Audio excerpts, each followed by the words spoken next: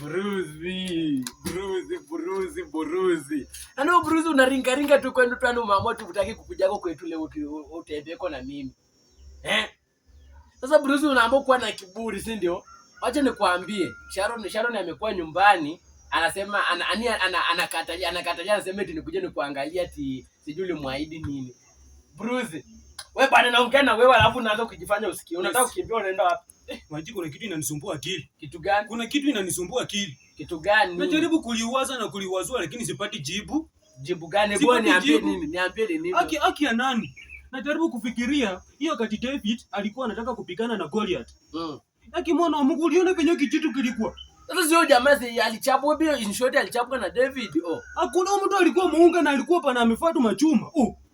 Sasa nilikuwa na imagine hiyo mawe yenye David alirusha. Kama wetu pana. Kama watu yani rokoto kama wao. Angerusha alafu ipite miss. Fikiri yako. Wewe nimeona hapo. Hapana. Unanipeleka nianze kukosana na Mungu. Jiliandika kwa Biblia ilimchapa. Unataka nikosane na Mungu, si ndio? Nakubali ilimchapa, lakini wewe fikiri yako tu kweli. Ingepiga miss, huyu mtoto angefanyiwa nini? Vitu za Bible usiingiliane. Hiyo ni laana unatafuta nani? Unatafuta laana. Sawa tu, lakini hata mimi niliwaza. Huyu mtoto angepigwa vibaya. Sawa, nataka niachie Mungu.